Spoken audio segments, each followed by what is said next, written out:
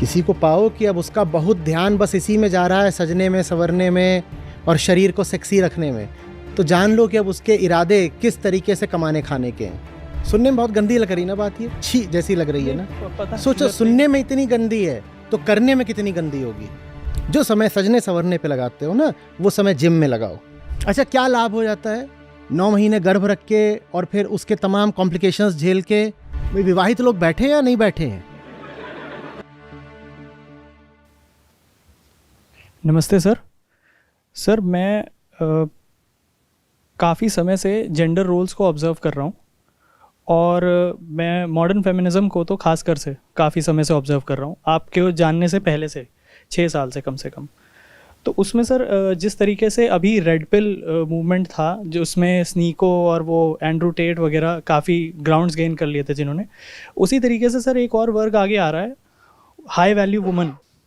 High value woman, उसमें जो उसके रिप्रेजेंटेटिव हैं वो ज़्यादातर फीमेल ही होती हैं और वो वुमन को बताती हैं कि भयानक मटेरियल की कामना करो, ये मैं कोट कर रहा हूँ, भयानक मटेरियल की कामना करो to raise your standards, demand more, you are a woman, use it to your advantage, value your self, never share financial responsibilities, he is a man, he must spoil you, if a man is not sticking to his gender role, he is not a real man, but can't tell you to adhere to your own.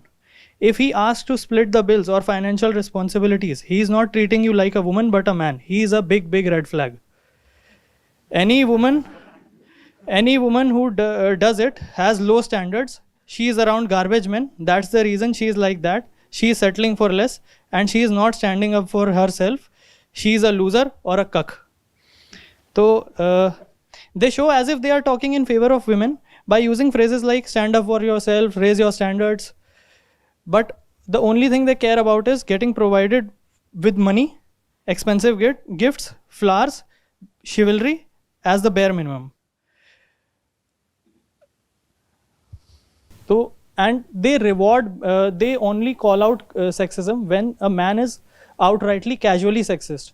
But they reward benevolently sexist men. Benevolent sexism जब कोई आदमी करे तो वो उसको gentleman बोलते हैं, real man बोलते हैं। पर अगर कोई इक्वालिटी की बात भी कर दे, कि कह दे कि फाइनेंशियल रिस्पॉन्सिबिलिटी शेयर करो या कुछ भी फॉर दैट मैटर, तो उसको कहा जाता है कि तुम रियल मैन नहीं हो या तुम जेंटलमैन नहीं हो और यही सब। तो क्या इसमें सर अगर उनको भी समझना चाहिए कि क्या नहीं समझना चाहिए उनको कि उनको क्या इसमें ये चीज़ नहीं समझनी चाहिए कि अगर इक्वालिटी इस्टेब्लिश करनी है तो दोनों तरफ से ही होना चाहिए। मतलब बेनेवोलेंट सेक्सिज्म को सेक्सिज्म की तरह देखा ही नहीं जाता है, बल्कि उसको रिवॉर्ड कर दिया जाता है। आप समझ लो ना, वो सफल नहीं होंगे ना जब तक उनको ऐसा एक बेनेवोलेंट शिवलरस मेल नहीं मिलेगा।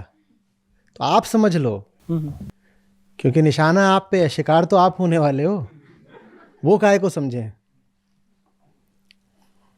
ये जरा सी बात समझने में हमें तकलीफ क्या है कि हम इंसान हैं। क्या तकलीफ है?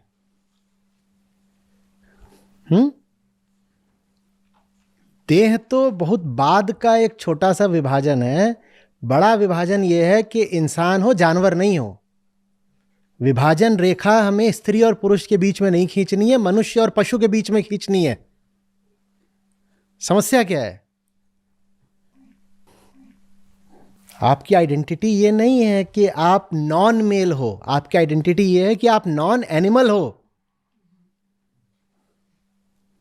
आप इंसान हो भाई, चाहे स्त्री हो पुरुष हो कुछ हो, इंसान हो ना। और जेंडर तो बहुत बहुत छोटी चीज होती है कि नहीं होती है? इतनी भारी चीज हो गई।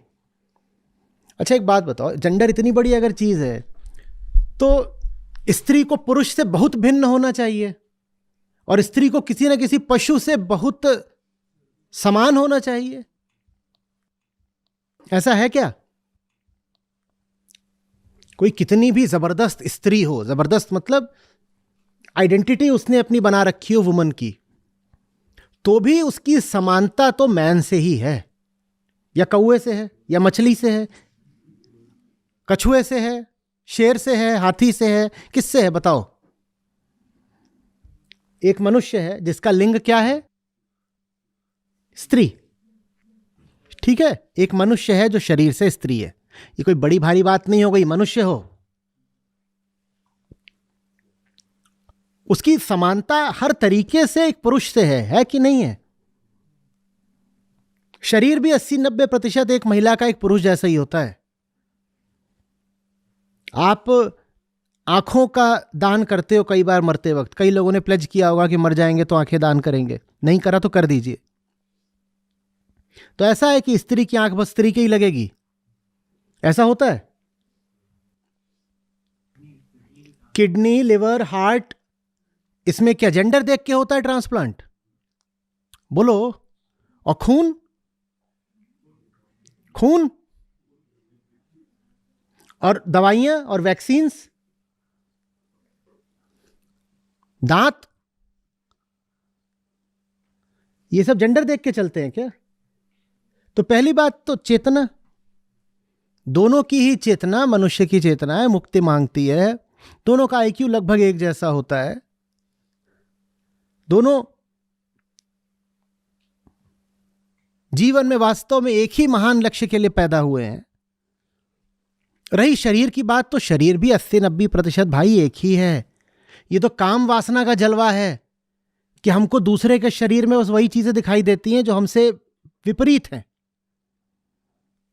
एक शेर को बुलाओ, उसके सामने एक 80 किलो की महिला और 60 किलो का पुरुष हो, वो किसको चुनेगा? बोलो।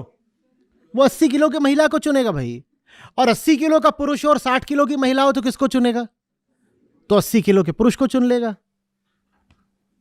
उसकी नजर में दोनों बराबर हैं, और हैं ही। दोनों के मांस का स्वाद भी लगभग एक जैसा ही होगा। ये बाल वगैरह बढ़ाने का आयोजन ना हो तो सिर्फ मुंह देख करके कई बार बताना मुश्किल हो जाए कि स्त्री हो कि पुरुष हो। पुरुष दाढ़ी कटा दे, महिला बाल कटा दे, तो कम से कम आधे मामलों में आपको संशय हो जाएगा महिला है कि पुरुष है। कैसे बता पाओगे? ये तो हमने चेहरे को भी सेक्सुअलाइज कर दिया है ना। और बाल बढ़ाना ही काफी ना हो तो उसके होंठ पोत दो और आंखें ऐसी बड़ी बड़ी लंबी लंबी यहां तक खींच दो और उसकी भौं उखाड़ दो। ये है ना। और पुरुष की ऐसे यहां पे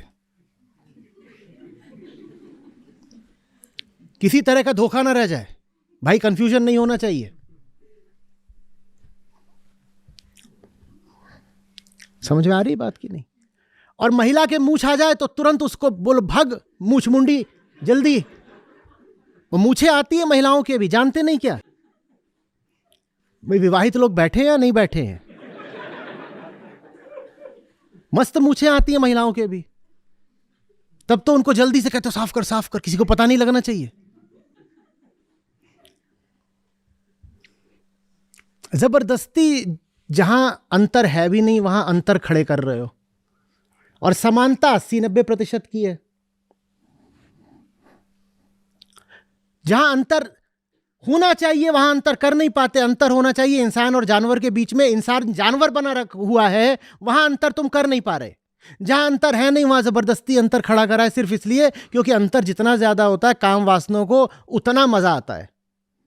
महिला को हाइपर सेक्सुअलाइज कर दो, मेल को अल्फा मेल बना दो, अब बिल्कुल फायरवर्क्स होंगे, अब चिंगारियां फूटेंगी।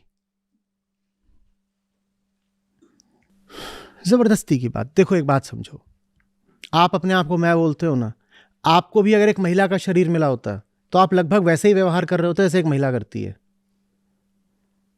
और एक महिला को पुरुष का शरीर मिल जाए, वो भी वैसे ही व्यवहार करेगी जैसे एक आम पुरुष करता है। जो थोड़ा शरीर में अंतर है उसी के कारण आपको चाल चलन, बोल, व्यवहार में अंतर मिलता है, प्रायोरिटीज में अंतर मिलता है, उससे ज्यादा नहीं है। फिर बोल रहा हूं, अंतर तो हमें करना है।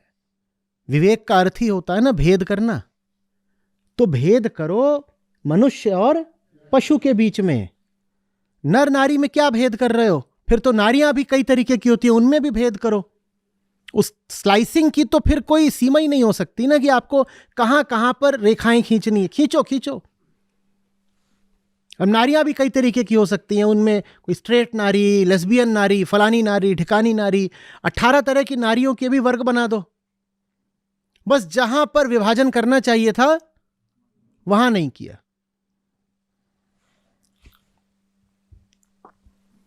और ये जो पूरी बात बोली है,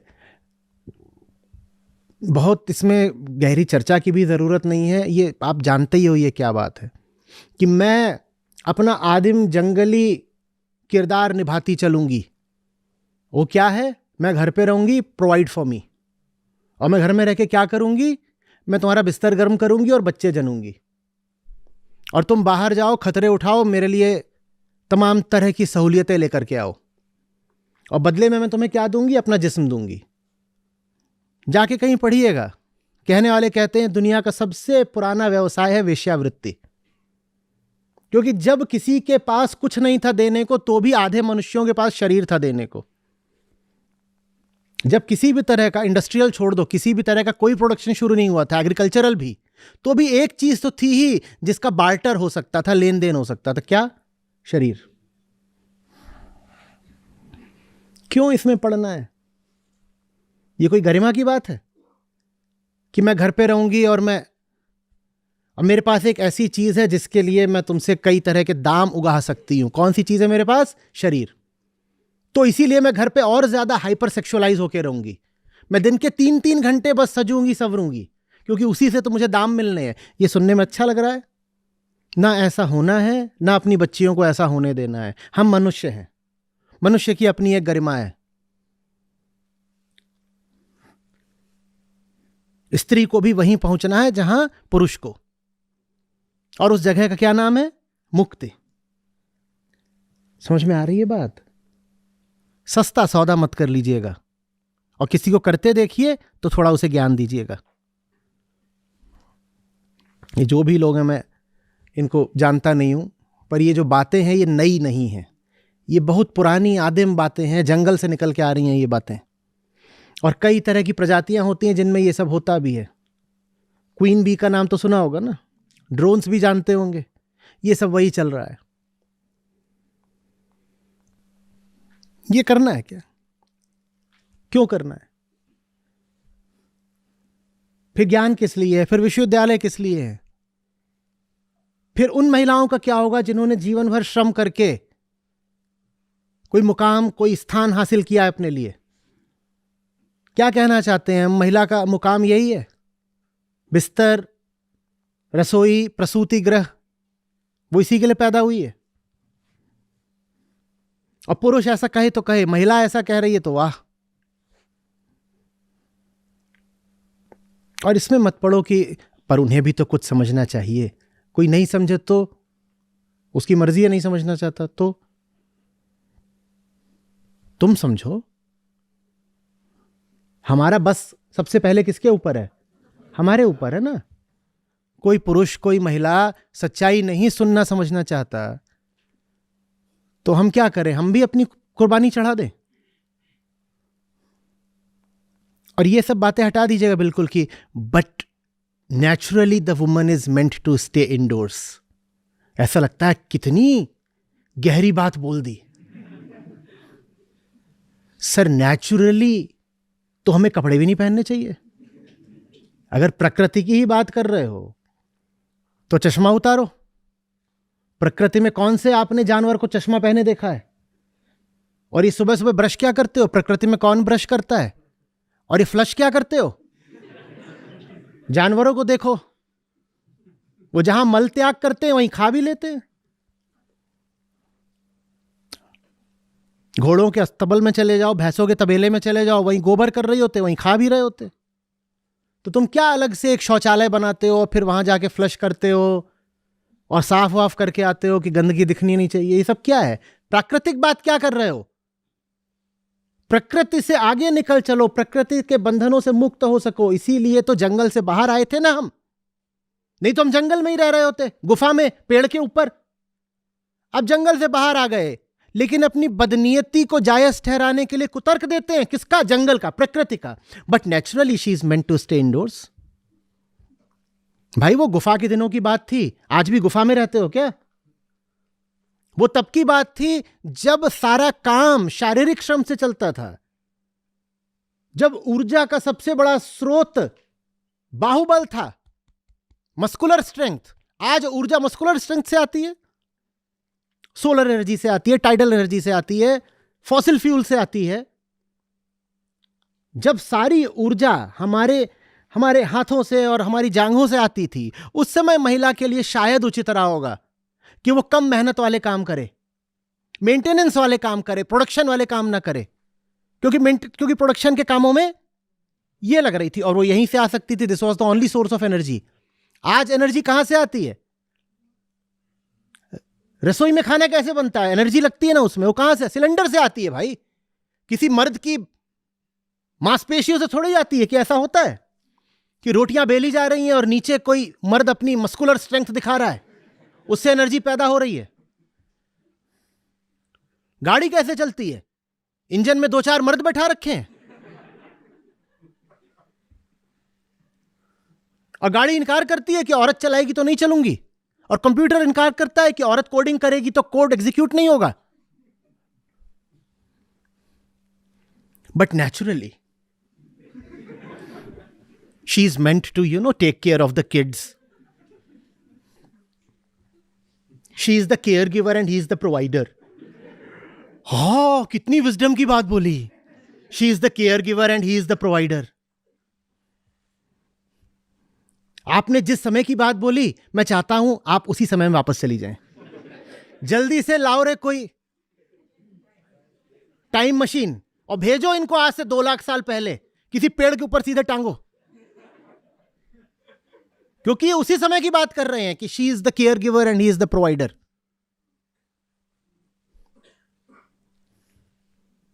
अगर गुफा जैसा ही आचरण करना है तो ये सारी प्रगति, ये तरक्की क्यों करी? ये सभ्यता, ये संस्कृति फिर किस लिए है? अगर आचरण वही करना है जंगल जैसा, तो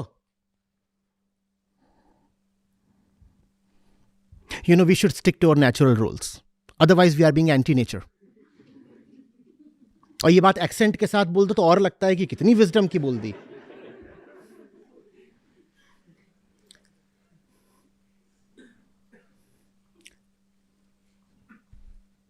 इनका टॉयलेट पेपर हटाओ सबसे पहले तो। हम देखें जंगल में कौन साफ करता है। वैसे ही घूमो, कहीं भी बैठ जाओ, वहीं हक दो और उठ के चल दो, जैसे जंगल में होता है।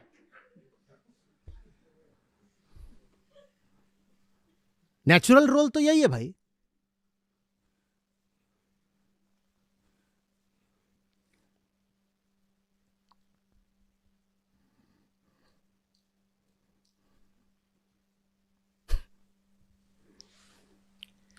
ये कर करके हमने महिलाओं का तो शोषण करा ही है, पुरुषों को भी बर्बाद कर डाला।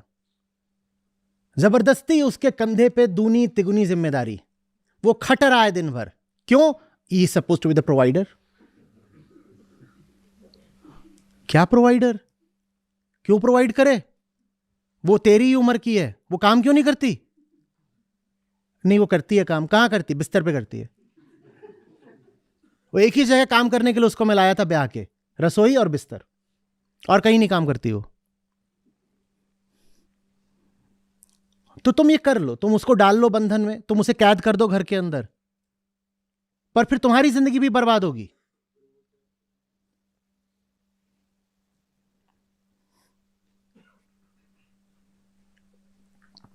कॉलेज में होते हैं, मौज कर रहे होते हैं, 4 साल के अंदर वो 4 लोगों का खर्चा उठा रहा है। क्यों उठा रहा है तू 4 लोगों का खर्चा? क्योंकि इन्हें अपना नेचुरल रोल अदा करना है। नेचुरल रोल भी 2 तरह का है।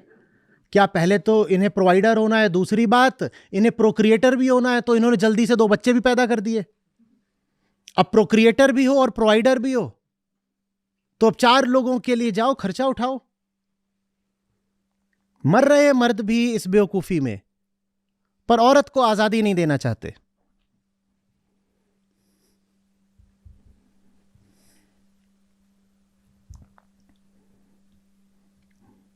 कह रहे देखो उसके जन्म की सार्थकता, वो स्त्री है, उसके जन्म की सार्थकता तो मां बनने में है।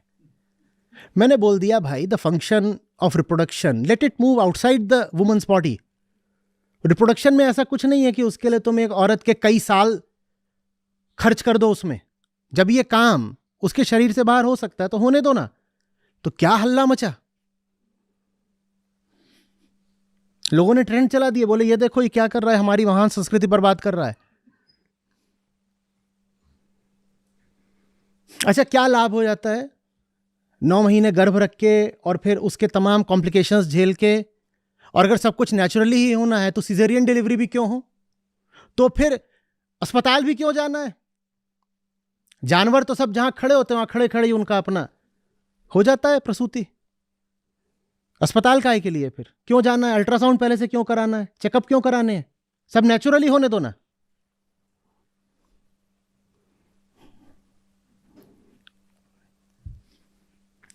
बच्चे प्यारे होते हैं, मुझे भी बच्चों से बड़ा लगाव है, लेकिन एक बच्चे के लिए एक मनुष्य के जीवन के स्वर्णिम वर्ष खराब हो ये स्वीकार करने लायक बात नहीं है।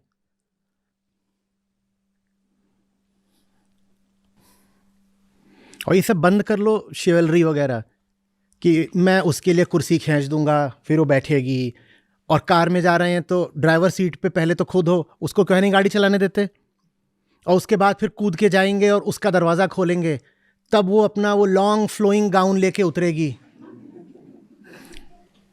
बंद करो बकवास बिल्कुल। ये शरीर थोड़ा अलग अलग है तो कपड़े थोड़े अलग अलग होंगे, पर थोड़े ही अलग अलग होने चाहिए। ये नहीं कि तुम तो आराम से कच्छे में और शॉर्ट्स में घूम रहे हो और उसको तुमने दे दिया है 10 मीटर का गाउन कि तू ये पहन ताकि तू अल्ट्रा फीमेल लगे। एक से कपड़े पहनो, उससे वासना भी थोड़ा कम जोर मारेगी।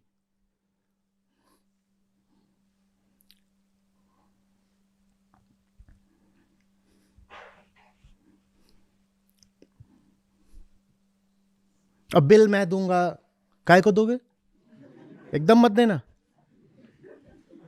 और जो ऐसी हो कि वो साधारण चाय कॉफी का बिल नहीं दे सकती, दूर रहना।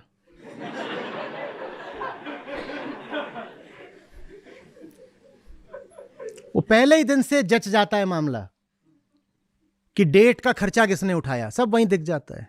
कीप इट डच, तेरा तू मेरा मैं।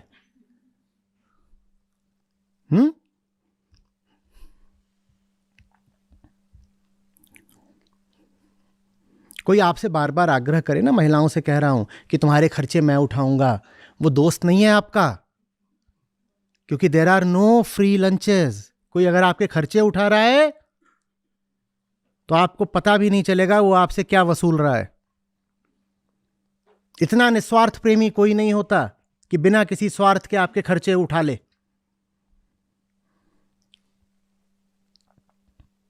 एक पागलपन है पेट्रियार्की, और जाने उसकी बराबरी का जाने उससे बड़ा पागलपन है ये आजकल का फेमिनिज्म। तय करना मुश्किल हो जाता है कि ज्यादा विक्षिप्त कौन है।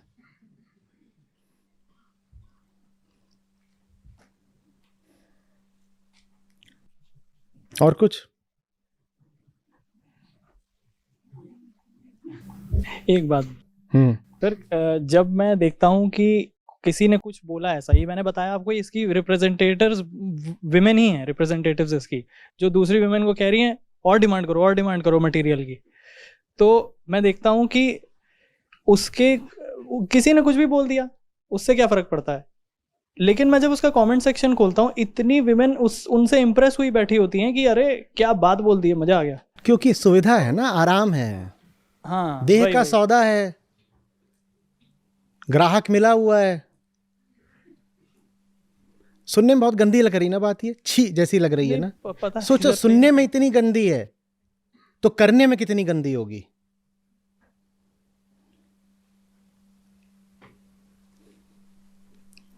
न ये करना है न ये किसी को करने देना है, और किसी को पाओ कि वो बहुत ज्यादा बॉडी आइडेंटिफाइड हो रहा है, देहाभिमानी हो रहा है, तो समझ लो वो इसी राह की ओर अब बढ़ रहा है।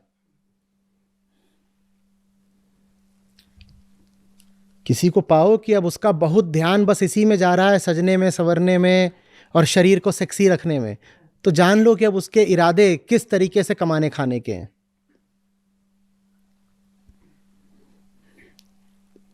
शरीर को स्वस्थ रखना एक बात होती है और शरीर को लुभावना रखना दूसरी बात होती है। फिट और टेम्पटिंग दो अलग अलग बातें हैं कि नहीं है?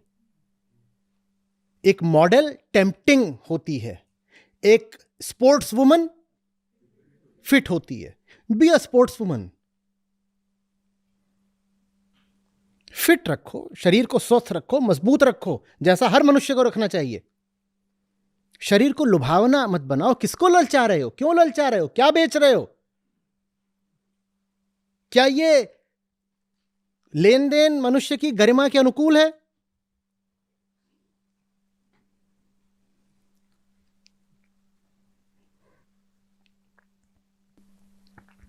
जो समय सजने संवरने पे लगाते हो ना, वो समय जिम में लगाओ, स्विमिंग पूल में लगाओ, टेनिस कोर्ट पे लगाओ,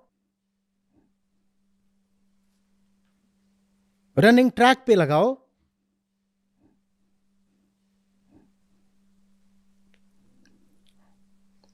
शरीर तो अच्छा होना ही चाहिए, पर अच्छा माने क्या? सेक्सी या फिट? फिट।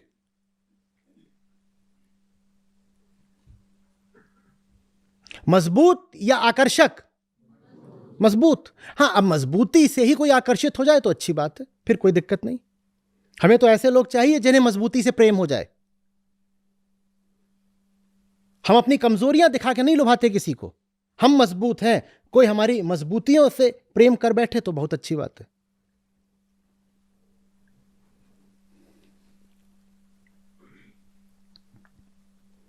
बेकार के अंतर खड़े करें ना। Oh he lives by reason and she swears by emotion.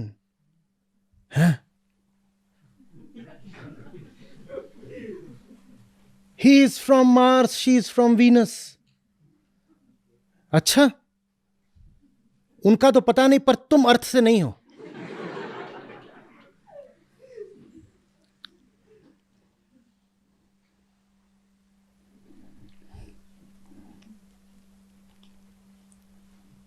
भावनात्मक प्रतिक्रियात्मकता ना पुरुष के लिए अच्छी है ना स्त्री के लिए अच्छी है।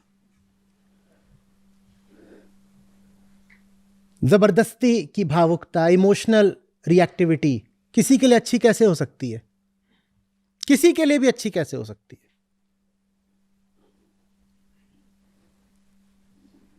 तो ये थोड़ी कहना है कि स्त्री है तो इमोशनैलिटी जायज हो गई। नहीं, क्यों जायज हो गई? या ये थोड़ी कहना है कि पुरुष है और पूरी तरह रूखा है, सिर्फ तर्कों पर चलता है, लॉजिक एंड रीजन के अलावा कुछ समझता नहीं है, तो अच्छी बात है because the man is suppose to live by logic. ऐसा तो नहीं। Both are suppose to live by the truth. न लॉजिक न इमोशन, न विचार न वृत्ति। हम सत्य पे जिएंगे ना। पर हमने महिला की वृत्ति को जायज ठहरा दिया है और मनुष्य के विचार को, पुरुष के विचार को जायज ठहरा दिया है। महिला वृत्ति पे चले, हम कहते हैं अरे स्त्री है ना, ममता में बह गई, अरे स्त्री है ना, आंसुओं में बह गई। ये क्यों जबरदस्ती तुम जस्टिफाई कर रहे हो?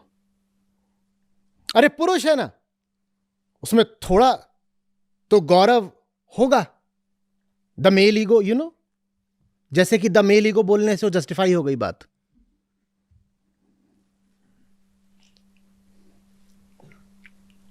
न विचार न वृत्ति, सत्य, स्त्री के लिए भी और पुरुष के लिए भी। क्या सर यही रीजन है कि आपको एक large chunk of women population criticise करती है क्योंकि आप विमेन फेमिनिज्म के नाम पे विमेन एम्पावरमेंट की बात करते हैं और विमेन एंटाइटलमेंट की नहीं? पुरुष भी करते हैं क्रिटिसाइज, क्या हाँ, करें? मतलब अभी हम उनकी बात कर रहे हैं तो मैं इनकी बात ले रहा था वैसे। यहाँ पर लगभग आधी महिलाएं ही होंगी, ऐसा नहीं है। पूरा एक चैनल ही है जो महिलाओं को समर्पित है। आधी नहीं होंगी तो 1/3 तो होंगी। एक बार हाथ उठाइएगा। 1/3 से ज़्यादा ही है, 40% या, हाँ, ऐसा नहीं है। और मनुष्य की तरह देखता हूँ। अगर मनुष्य को मुक्त कराना मिशन है तो इन आधे मनुष्यों को छोड़ के आगे कैसे बढ़ जाऊं, ये बताओ। और मुझे शिकायत भी नहीं है। महिलाओं से सहयोग, समर्थन, प्रेम खूब मिलता है। मुझे कोई शिकायत नहीं है। विरोध की बात है तो विरोध क्या पुरुषों ने कम करा है?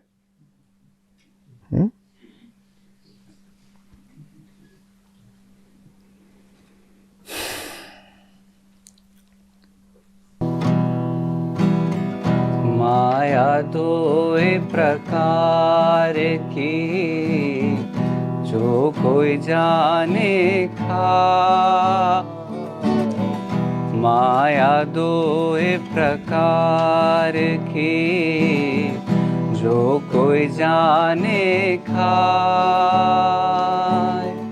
एक मिलावे राम से एक नरक ले जाए रे साधो, एक नरक ले जाए। माया दो प्रकार की जो कोई जाने खाए। माया दो प्रकार की जो कोई जाने खाए। एक मिलावे राम से एक नरक ले जाए रे साधो, एक नरक ले जाए। माया छोड़न सब कहे, माया छोड़ी न जाए। माया छोड़न सब कहे, माया छोड़ी न जाए। छोड़न की जो बात करूं बहुत तमाचा खाए रे साधो, बहुत तमाचा खाए। माया छोड़न सब कहे, माया छोड़ी न जाए। माया छोड़न सब कहे, माया छोड़ी न जाए। छोड़न की जो बात करूं बहुत तमाचा खाए रे साधो, बहुत तमाचा खाए। माया मन की मोहिनी सुर नर रहे लोभाए। माया मन की मोहिनी सुर नर रहे लोभाए। इन माया सब खाया, माया कोई न खाए रे साधो, माया कोई न खाए। माया मन की मोहिनी सुर नर रहे लोभाए। माया मन की मोहिनी सुर नर रहे लोभाए। इन माया सब खाया, माया कोई न खाए रे साधो, माया कोई न खाए। माया तो ठगनी भई, ठगत फिरै सब देश। माया तो ठगनी भई, ठगत फिरै सब देश। जा ठगने ठगनी ठगी, ता ठग को आदेश रे साधो, ता ठग को आदेश। माया तो ठगनी भई, ठगत फिरै सब देश। माया तो ठगनी भई, ठगत फिरै सब देश। जा ठगने ठगनी ठगी, ता ठग को आदेश रे साधो, ता ठग को आदेश। नमस्ते सभी को।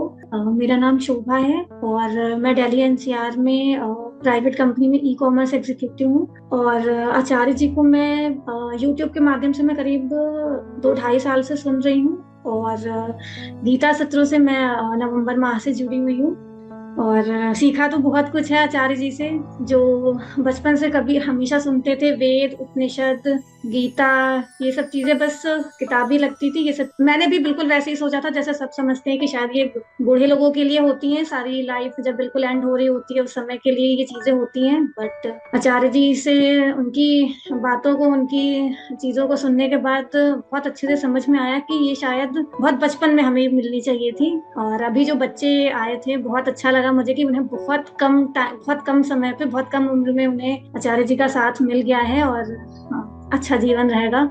और गुलामी के बारे में भी जब से जुड़ी हूँ आचार्य जी से लगातार पता चल रहा है कि शारीरिक गुलामी, मानसिक गुलामी और परंपराओं की गुलामी, किसी भी चीज के लिए हम गुलाम हो सकते हैं। अच्छा लग रहा है, मैं पहली बार शेयर कर रही हूँ। आप सभी बहुत मेहनत कर रहे हैं, बहुत धन्यवाद है कि जोड़े रखने के लिए, हमारा जीवन ही सार्थक करने के लिए आप बहुत अच्छी तरीके से बिल्कुल पीछे पड़ के कर रहे हैं। जो चीज हमें करनी चाहिए हम पीछे हट जाते हैं उसमें, बट आचार्य जी और संस्था के सभी सदस्य लगे हुए हैं उस चीज को करने में। परम से ना विलग हूँ, परंपरा बस यही है, शेष विषय अतीत के नहीं जरूरी नहीं है। धन्यवाद आप सभी को, आचार्य जी को बहुत बहुत धन्यवाद।